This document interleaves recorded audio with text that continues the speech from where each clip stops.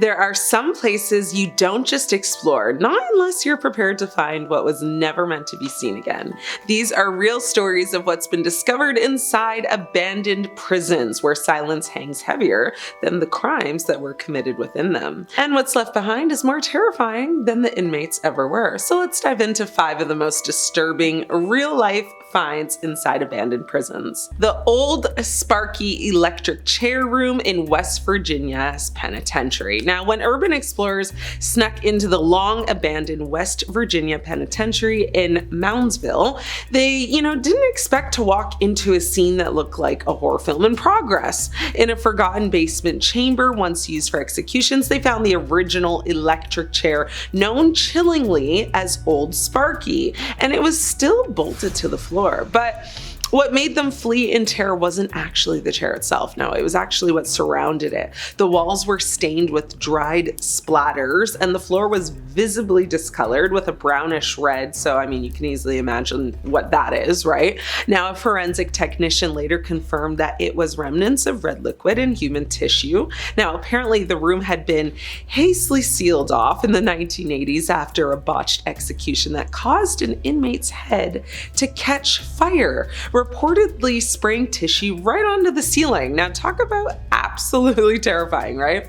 Despite being closed to the public, some visitors have claimed hearing faint buzzing sounds and screams coming from the sealed room where standing outside the door. Now, this is an urban legend. You can actually find documentation of the 1951 botched execution in local West Virginia archives, and Old Sparky is still viewable today during controlled historical tours, minus the grotesque, gruesome evidence. So if you happen to go pay to visit, please come back to us. Let us know how that went for you. The mummified body living at the El Paraiso prison in Peru. Imagine filming your next viral exploration video and stepping over what looks like just another pile of, tattered blankets. That is until the camera light catches something leathery beneath it, and you realize you're actually looking at a human face.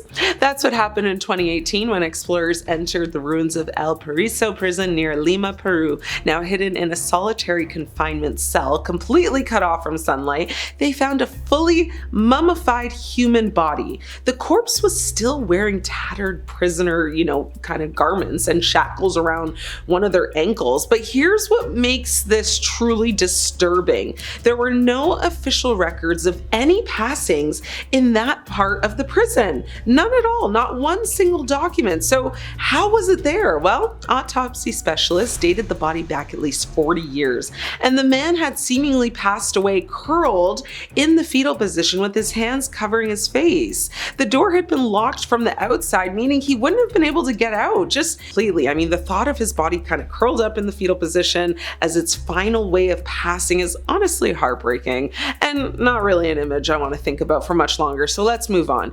Anyway, authorities believe this man may have been forgotten during a very chaotic prison riot in the 1980s and was left to starve, which would make sense, right? Or worse, he was deliberately locked up as a form of extra punishment, which again, both very bad. The hidden journal of a cannibal located in Eastern State Penitentiary in Pennsylvania. Now, tucked behind a false wall in an abandoned cell in Eastern State Penitentiary, a construction crew stumbled upon something in 1999 that still freaks people out.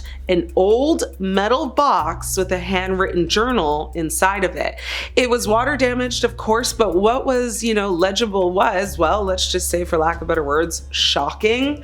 The journal belonged to a long passed away inmate named William D. William was imprisoned for multiple assassinations in the early 1900s. The entries were deeply disturbing, like extremely disturbing, nightmare-worthy type of entries. He wrote, in horrifying detail I might add, about his obsession with human flesh. One passage actually read, "The taste is no longer strange, the hunger is no longer shameful."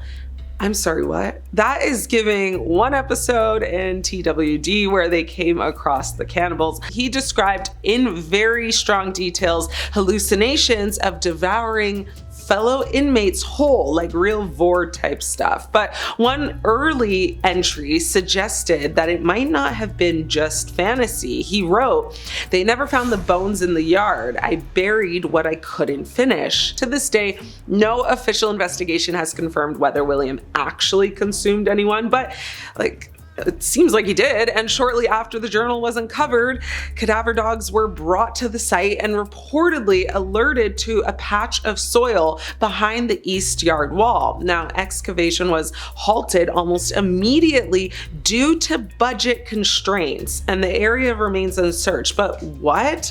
I'm just really confused, because why was it cut because of budget cuts? Why in the world would you stop searching after a literal search dog led you to a spot you absolutely should be searching? I need it to make sense, please. Now, do these families not deserve to know what happened or properly lay their people to rest? I don't know. It's really giving like Tubi budget. The Wall That Bleeds, H.H. Holmes' abandoned prison cell. This is in Moyamensing prison in Pennsylvania. Pennsylvania's got a lot going on there. Hear me out and stay with me, because this one sounds fake until you realize how many witnesses saw it. So when serial executioner H.H. Holmes, who was often called America's first true SK, was imprisoned in Philadelphia's Moyamensing prison in the 1890s, he was reportedly terrified during his final weeks. Not of actually like passing away, but like of his life ending. No, it was like something he said was inside of the walls. Now, fast forward to the 1950s, decades after Holmes was kind of strung up to his demise, his cell was sealed off and largely forgotten. But in 1957, a guard doing rounds swore he saw red liquid dripping from the wall beneath Holmes' cell. Maintenance investigated this, thinking it was just old plumbing or whatever, but what they found was very thick, dark red substance seeping directly out of the concrete. So yeah, like what in the world could that be? Duh. Anyway, multiple guards witnessed this. Samples were taken. The lab results, well, the substance tested positive for human red liquid proteins, with no logical explanation for how it even got there. No buried bodies, no animal remains nearby, just literal BLOOD. What's even stranger is that Holmes's body was exhumed in 2017 and was found almost perfectly preserved in cement. The screaming tapes in the Goliad prison ruins in Texas. Now, in 2005, a group of amateur ghost hunters visited the remains of Goliad prison in Texas, armed with nothing more than a few camcorders and old tape recorders. Now, they expected to capture orbs, maybe some muffled EVPs, but what they captured instead has never been explained. After exploring for several hours, the team left feeling like the visit had been very uneventful, but when they played back the tapes, something horrifying emerged. Beneath their normal conversation and footsteps, a very low, guttural screaming could be heard. Not just one voice, like dozens. It sounded like men being like tormented. Very horrifying distortion. Now, audio specialists reviewed the tapes and confirmed there were no technical malfunctions, no radio interference, and crucially, nothing was heard at the time. Now, the screams only appeared during playback. Further research revealed that Goliad had been used in the 1800s to imprison and execute Texan revolutionaries, many of whom were burned alive or, basically just sent to their demise without trial. Now, legend says the screams of those still echo, and that anyone who stays in the lower cell block past midnight hears them without any recording equipment even needed. The tapes have never been made public, but, screen grabs of the footage and audio waveforms have surfaced online. One of the investigators reportedly stopped speaking entirely after reviewing the full audio and checked himself into a psychiatric clinic days later.